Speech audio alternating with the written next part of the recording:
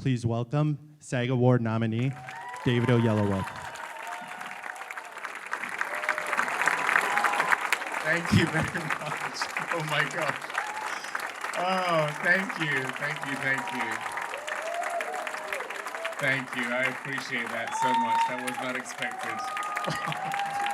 Please have a seat, thank you. That means so much, thank you, especially from SAG members, my family. Thank you, thank you. Well, it's a funny one today. I am being my own warm-up act today. Because Ava is not here yet, Ava DuVernay, who is going to be moderating the Q&A. So I thought I'd come and chat to you. But thank you so much for being here today. And I thought to sort of pass the time for the 5 minutes I think it's going to take for her to get here, I would let you know how I met Ava DuVernay.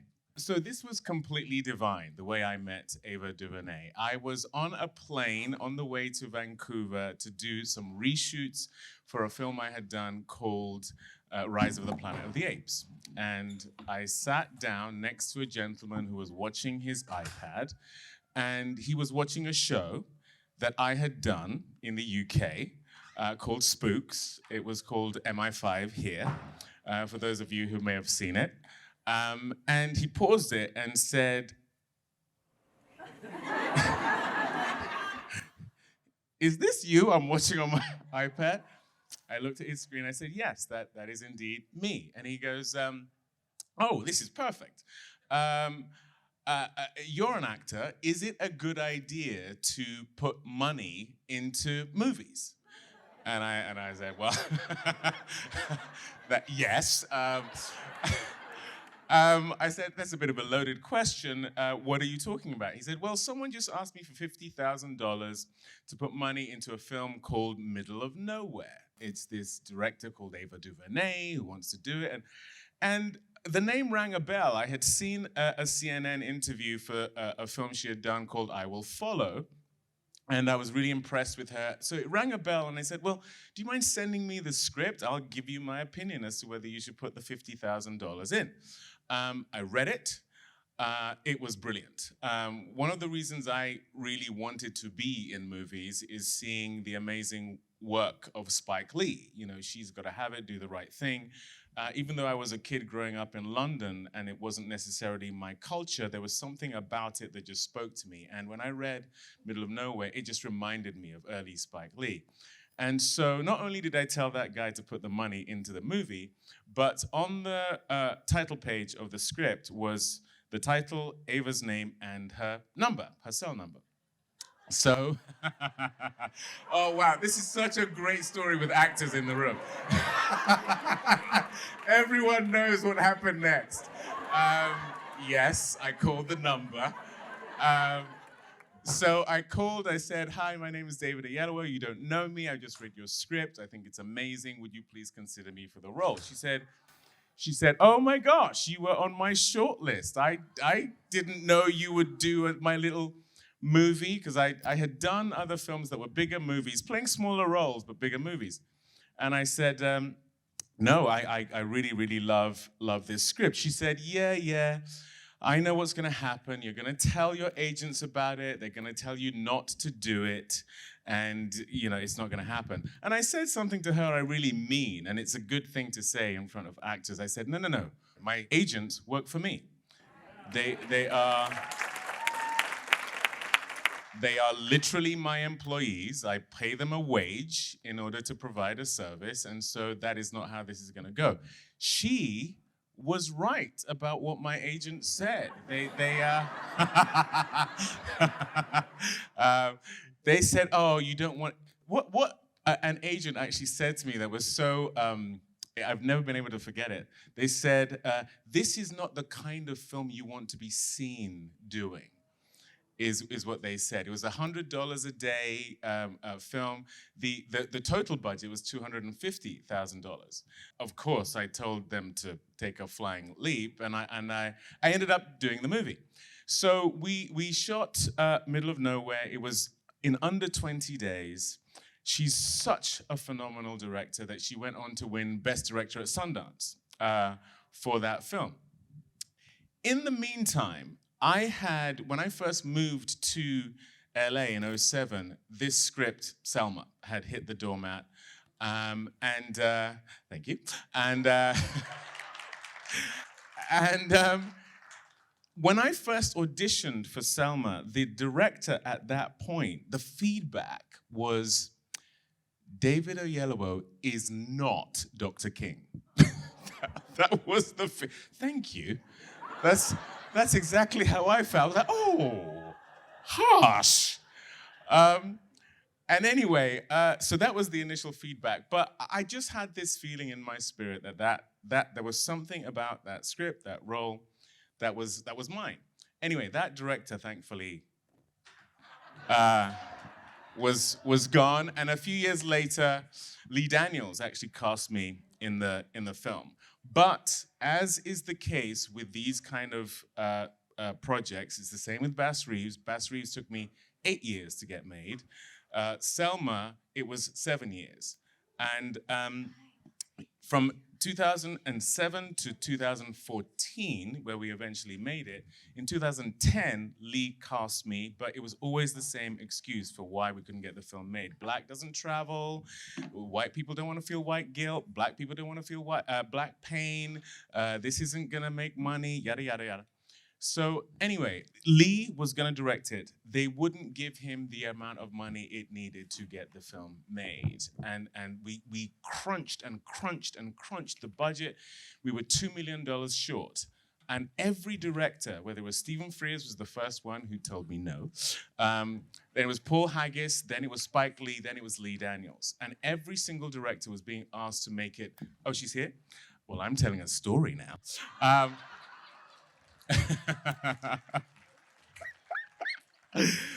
I will finish my story, then I'll get my sister Ava on here, because it's about her anyway. I'm being her warm-up act. Basically, every director was being told that the amount of money it should be made for is not what it's worth. So Lee had to bow out of that of the film, and so I ended up doing. Then I got the job. Then she got the job. Then she got the job. Sorry. Sorry.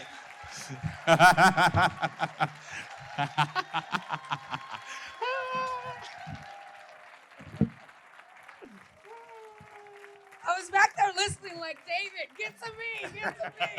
Hi, everybody. I was Good to having too see much you. fun. I was having too much fun. You look so good. Thank you. Well, I knew you'd be here. I thought I'd dress up. Happy to see you all. Wow, what a beautiful crowd. It's very nice. They're very lovely. How late am I? I don't know. How long was my story? I don't know. Right on time. There you go. Right on time. Well, I'm happy to be here to talk with you a little bit about this piece, Lawmen, Bass Reeves. Isn't it incredible? Beautiful, beautiful piece.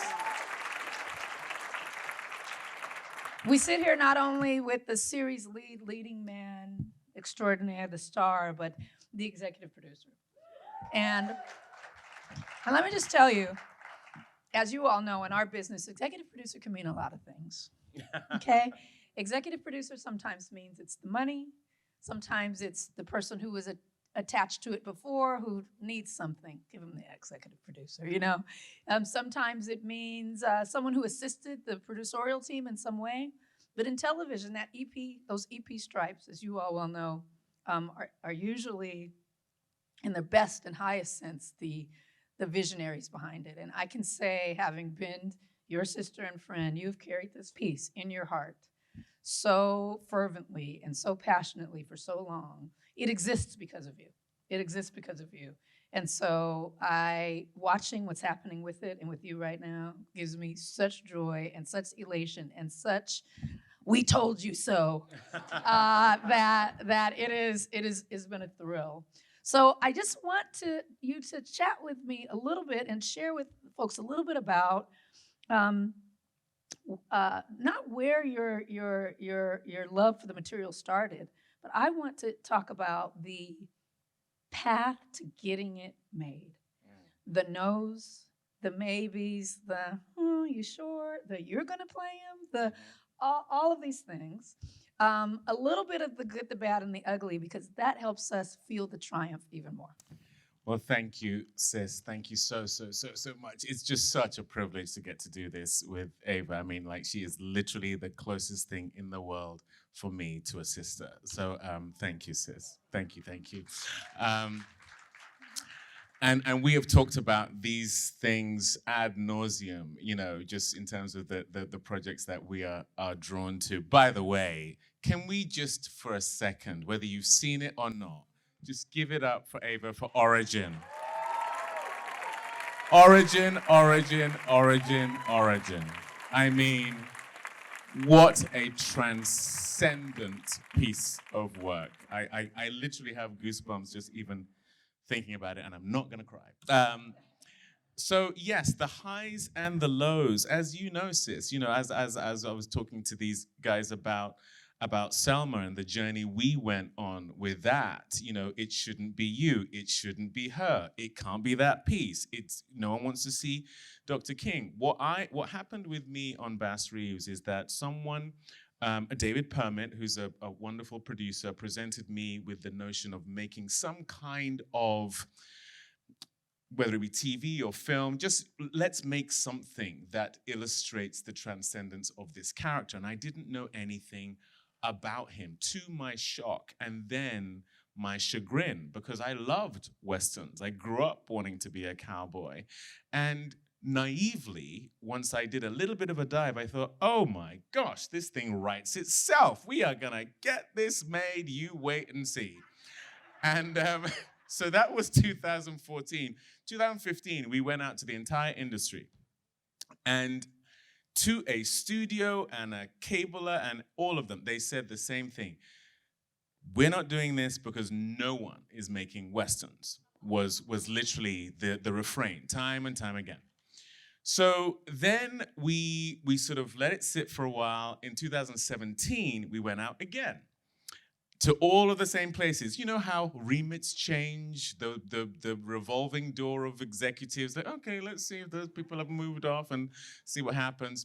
And this time the feedback was, we are not doing this because everyone's doing Westerns. And I thought, for goodness sake. You know, but the reality is executives get very, very good at packaging the pass, you know, at knowing how to tell you no. But we had experienced this with Selma, in that there were so many no's on the path to our yes. And then that film went on to do what it went on to do. I'd had the same thing with The Butler, where everyone said no. That film had to be cobbled together, not by financing from any studio. We had to go to Cannes, sell foreign territories, 17 foreign territories at $1 million a pop to raise the $18 million. We only finished the film because there was a hurricane in New Orleans that meant we got the insurance money to complete it. And then it was acquired and went on to make $172 million. You know, so this is a narrative that you consistently see of the undervaluing of Black stories, the undervaluing of the audience's ability to absorb it. But the thing that was truly egregious and then has gone on to be a wonderful narrative is the idea that Bass Reeves, for them, wasn't global. It was as they would call it, a quintessentially American story. It's something that, for the amount of money that you would need to make it for, it's just not, the juice isn't worth the squeeze, so to speak. Now, I sit here with you, again, indicative of all these other successes I've talked about, with a show that has gone on to be the most watched show globally on Paramount Plus in the last year.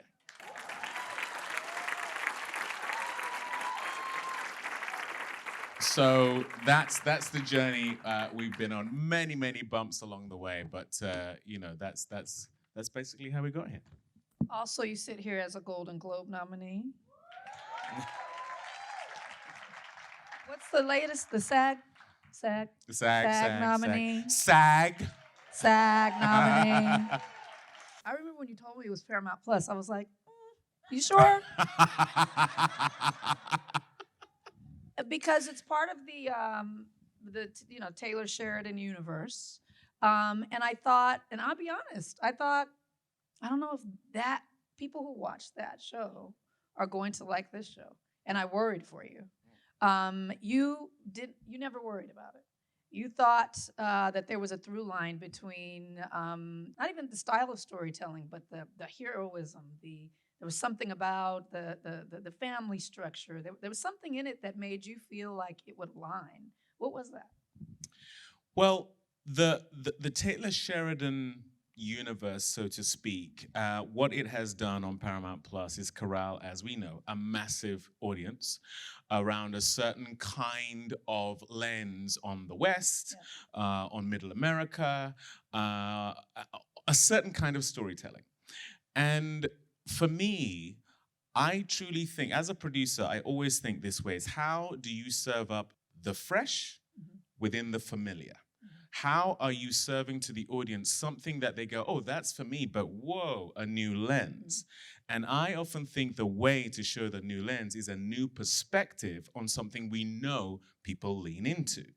And that's the way you convince executives that this is something that they should consider. And I think it's also the way that you handhold the audience towards something that maybe they haven't considered before. And so the Western, of course, is a big lead into that.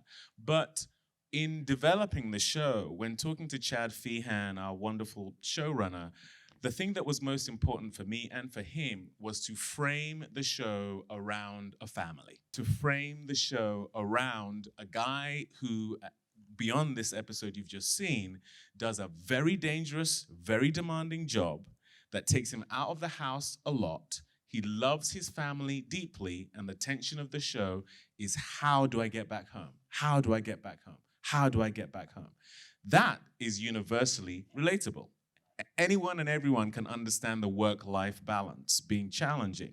And so we felt if we framed it that way, that makes it for everyone, whether it's Black, whether it's white, whether it's a Western, whether you like that genre or not. And that has gone on to prove to be the case. I also think we're in an era with streaming whereby if it's good and people like it and people are talking about it, people will find it. I agree with that. I will say, though, that I think I was completely wrong. I mean, Paramount Plus has done a really good job. I mean, I'm not, and no one's paying me to be here. I'm just saying, like, the billboards, the commercial, like, they really put I felt like somebody really leaned into this, because we've all, unfortunately, been in situations where you're just not seeing the promotion and the marketing. I just think it's been excellent, and there's nothing that's given me more joy than videos of you towering above Times Square with your hat and your lasso, whatever. And I just like, look at this. What is this? So it's been incredible. And I will also say that while it feels familiar to what Taylor has done with the other shows, this feels completely unique and completely David. And your fingerprints are all over it. And bravo, it makes me so happy. Sis. Thank you. One of the things that really, let's talk about acting. You are not American. That's correct. And but you like to play quintessential Americans. I do. Okay, why and how? What is your process? You know the criticisms.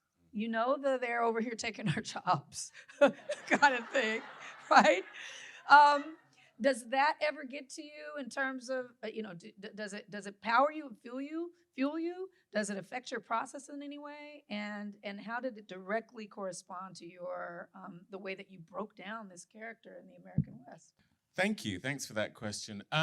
My ambition as an actor has always been to, as much as possible, hold up a mirror to what I deem to be humanity in all of its complexity. And added to that is displaying the complexity of Black life here on Earth. So for me, whether it's playing an African, I am someone of African descent. My parents were Nigerian. I was born in the UK, so whether it's, is that my brother? I see you.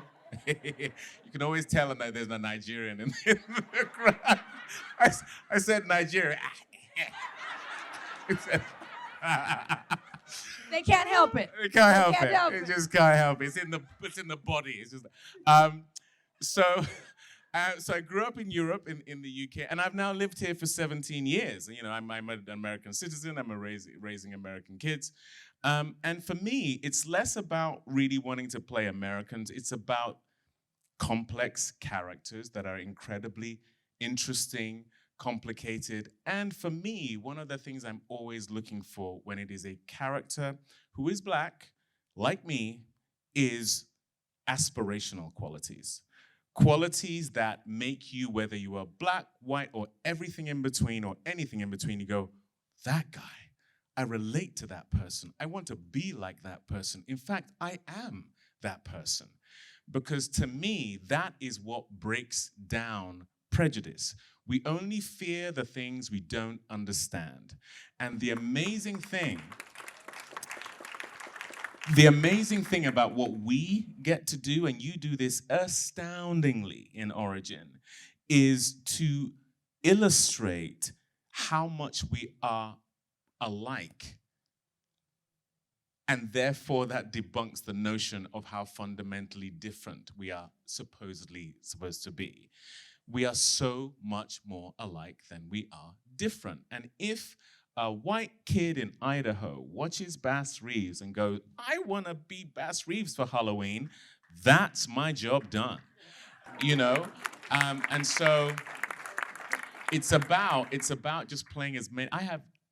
As much as I love myself, I have no interest in playing a British Nigerian guy every time it's about going to the character and the further away from me they are, the more attractive the role is. Well, let's talk about the actual prep work. How many actors here? Okay. Oh, wow. Okay, so let's talk about the prep work, because the physicality. So in this, Bass is evolving over time, and also he is speaking native languages at a certain point. You know, you're touching all these different departments, and you have to work with them very intimately to build the character, from production design and costume, the languages.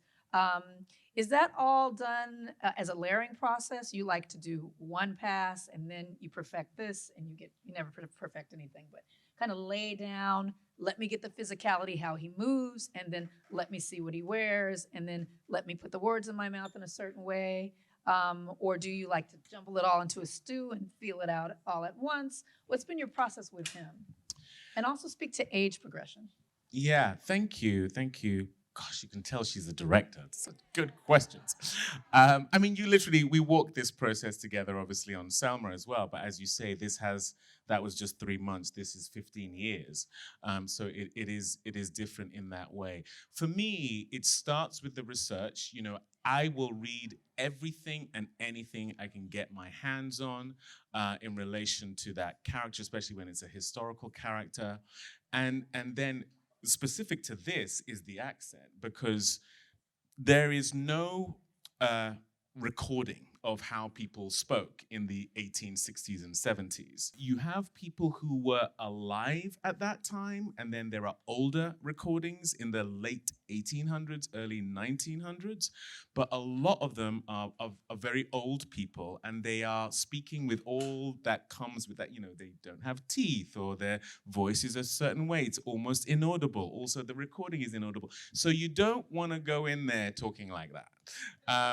So you almost have to kind of guess what a younger version of that person is. There's also the fact that at that time, African Americans were closer to the African sound than later on. It's not the Oklahoma, Texas sound you have now. You have people who were not moving around as much. So they were in enclaves whereby the accent was far less diluted than it would be later on. So I worked with a dialect coach, Denise Woods, where we deconstruct the accent. We did it with Dr. King because it wasn't just an Atlanta accent.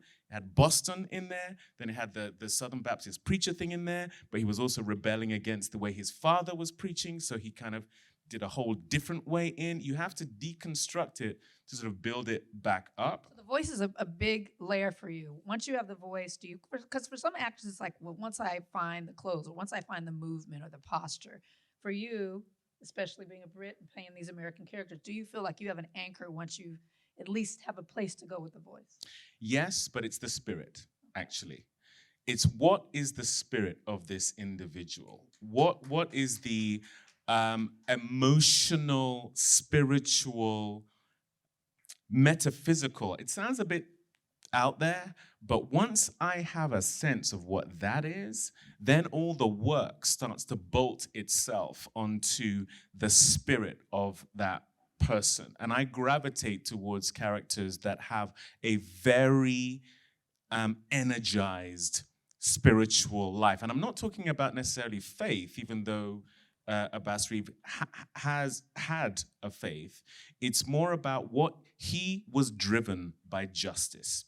He was driven by knowing that the servitude, the enslavement, all of those things that he and his people had been subjected to was fundamentally wrong.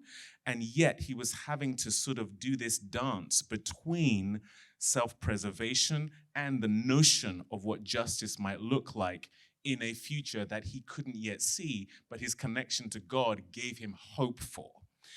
And that is a very, very strong inner motor that is driving the way he speaks, driving the way he moves, driving the choices he makes. So then the combination of the research and the accent and the clothes and the horse riding and being in the gym for over a year in order to have the physical...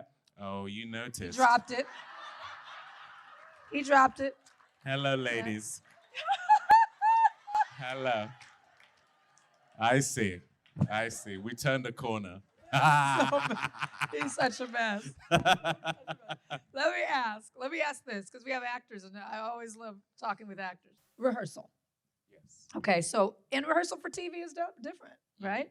You have directors coming in, you're on the move, you are, how have you been able to, or how did you approach rehearsal in this piece in an episodic environment where there was you're moving around in time, you have different episodic directors coming in, because I know you like rehearsal, and there's not as much opportunity for it in this environment. How did you carve that space for yourself to prepare? It's a great question, and it's one of the wonderful advantages of being a producer, where you can prioritize that and say, no, the way this is its optimal version is we are going to make the time for the actors to have the time to really dig deep.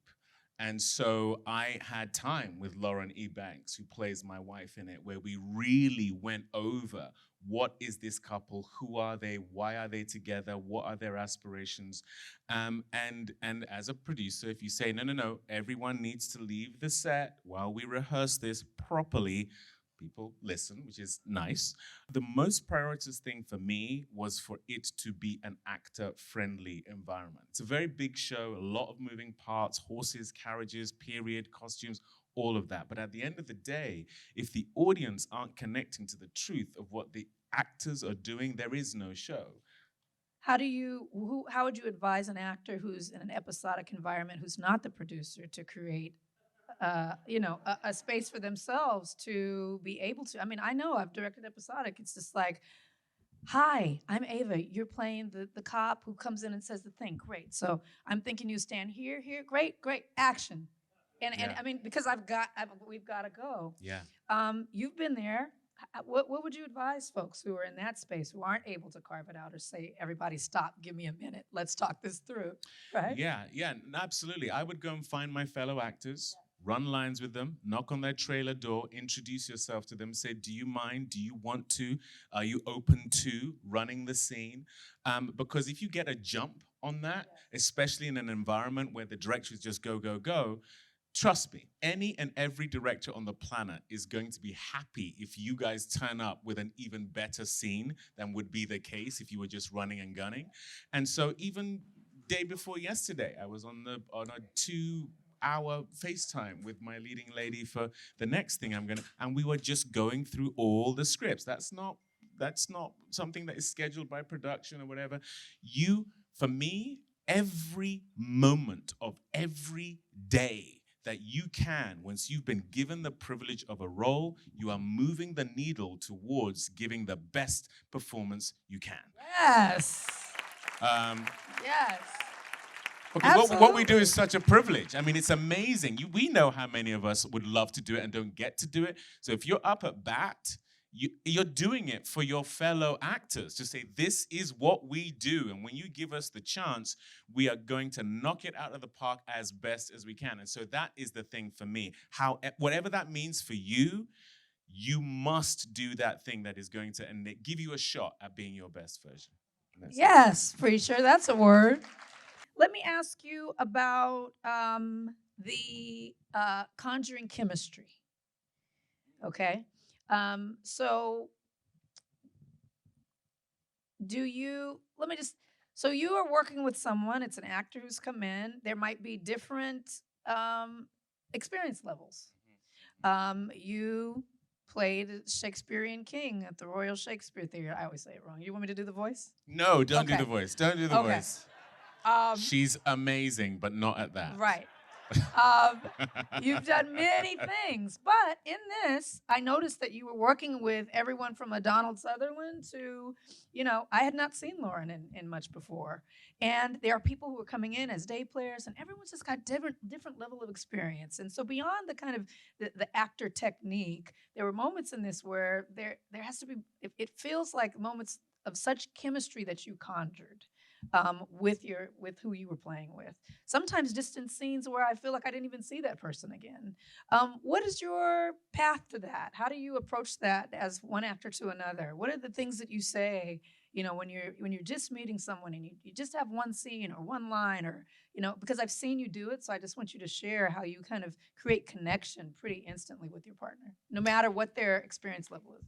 Great question. Again, an advantage of being a producer is that I was part of picking who the actors are. But I mean this. Meet everyone before. Some people are cast off tape. I did. You met every day player with who had one line? That's what I mean about moving the needle. Okay, tell me about that. Because it's this spiritual thing I'm talking about. So Barry Pepper, I had worked with before. And he was the first person I wanted in that role. And so I called Barry and I said, this is your role. He was out in the middle of Canada somewhere hunting moose on some satellite phone. I was like, dude, you need to come in here and do that. And so I knew I had that with Barry.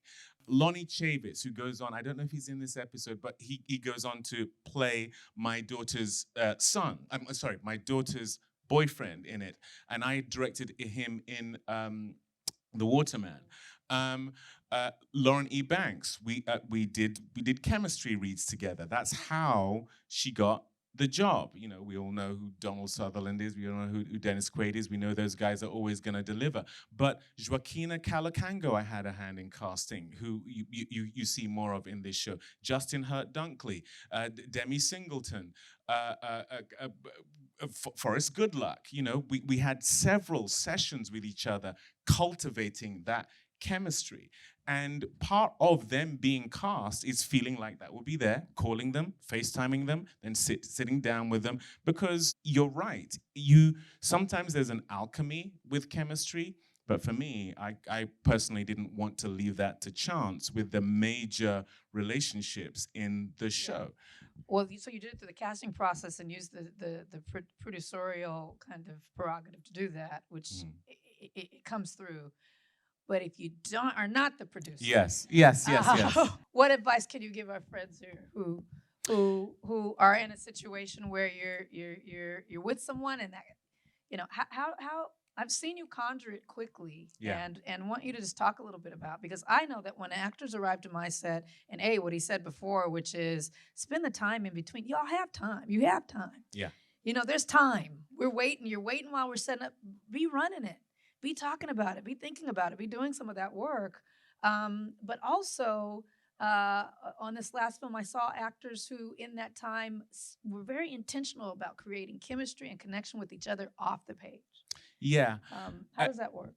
And the reason it's such a great question is what I'm talking about the advantages of being a producer, that's when it gets easier, but it's the same philosophy when you're not, which is that calling up production, the line producer, the first AD, who has the so-and-so been cast? Can you ask if it's okay to get their number? Just wanted to have a chat with them. It's the same thing. Conjuring that chemistry is seeking them out and creating an environment that is, oh, no, no, no. We're not just turning up and just doing our thing in a bubble and seeing if it connects.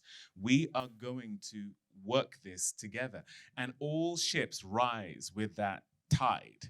You know, you will know how good your production of Hamlet is going to be by how quickly Hamlet is off book.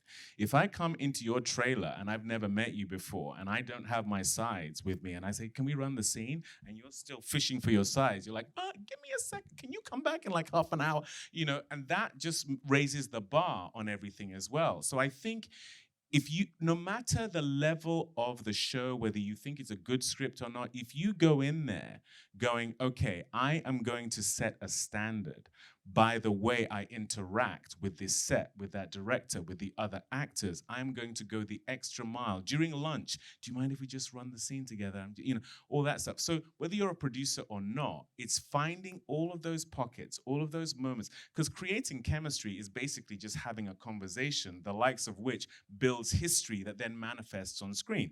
That can be got in a half-hour conversation during lunch, and then you're going into a scene, an office scene, where you're supposed to have been colleagues for a while, and trust me, it's going to trip off the tongue in a slightly different way because you know who their kids are, whether they have a dog or not, which team they support. It's going to work its way into there, and that's what I mean by the spiritual component. There are these things that emanate off the screen that audiences feel, but they may not be able to articulate exactly what it is they're watching, and it's creating these snatched pieces of experience that then manifest on the screen in a way you go, whoa, those people really seem like they're in love. Well, it's just that they've had a few more conversations than the other show that you watch and went, I didn't really buy the chemistry. So, you know, that I truly think is the way to do it. Great answer. That's what I wanted you to share. I'm almost finished. It's 2 more. She said last one. I said 2 more. Really. I got it. He's going to go fast. I'm going to ask fast. He's going to answer fast. 2 more. This one is something that people really don't think about, that I wish more actors knew. It is a little secret. Can you talk about interactions with the crew? Yeah. And how it can make or break your experience? Yes. And just raise everything up if you're considering that. Yeah. The amazing thing about what we do is I truly believe it is a miracle to get tens, sometimes hundreds of people together, all hopefully pushing in the same direction to create something that feels singular and it touches the human spirit. The only way, I truly believe this, that is even remotely possible is if humanity and a humane environment is created. Kindness is such a key. Because at the end of the day, if we're going to do this thing that I just talked about of holding a mirror up to humanity, and then you have an inhumane environment, that also finds its way onto film. It does. You can feel when there's just a coldness to it or an impenetrable nature to it.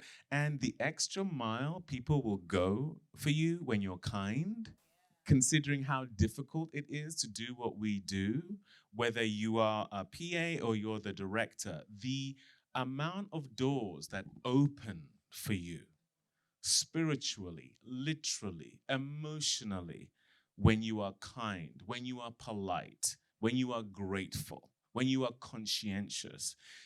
And it doesn't cost anything in a very expensive medium. That stuff doesn't cost, and it's probably the most important component to having a good experience and a good product at the end of the day. And the fish stinks from the head down, and it's why I also relish being in a leadership role to be able to exemplify that. I simply will not accept it on a set where I'm in a position of leadership. it is to be called out. People need to be protected because there is such a thing as a hierarchy, and people take advantage of that. And the only way it's not abused is if people who are in the position to say no say no. And so I'm glad you point that out, because it is an underspoken about element of filmmaking, but I actually think it's the most crucial. Yes. And I asked you that question because I wanted you to share that answer, but also I wanted folks to see your heart, that you are just a sweetie pie of a person. You are a good, deep down, from top to bottom person. You're not an actor, famous actor. You are just silly and crazy and sweet and kind to your core. And it's real what you see and what you feel from him. So my last question is, when you're an old man and you are accepting that Lifetime Achievement Award and they play the clip from Bass Reeves, and you were young and hot, and you had a six-pack, and you had been working out, all the things. What do you want people to feel when they see that clip? What do you want them to remember about you and this time and this part? Ooh, amazing question. Well, firstly, I hope and pray that you are there. I do too, my friend. I do too. And I hope and pray that some of what I've said here today is how I am thought of. Is that I did my damnedest to make my people proud.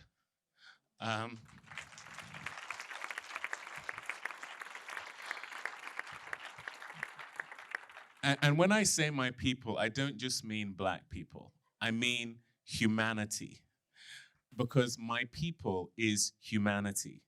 But the specifics of who I am is a Black man who is deeply proud of my heritage and recognizes that there is an intrinsic and inherent injustice still baked into our industry in relation to getting stories like this told. And what my prayer and hope is that by the time I'm an old man, there will be a normalization of the marginalized in a way that I can look back and go, remember all those crazy executives? Remember the crazy stuff they used to say to us back then? Isn't it great that our kids don't have to deal with that? That, I hope I'm a drop in the ocean of that change. And I hope that what people see and say is that he did it with kindness, with love, with hard work, and with a degree of humility that meant that humanity was lifted up. They shall. David Oyelowo, Lawmen, Thank you, for your consideration. Oh boy, thank you guys, thank you. Thanks for coming out on a rainy day. Thank you.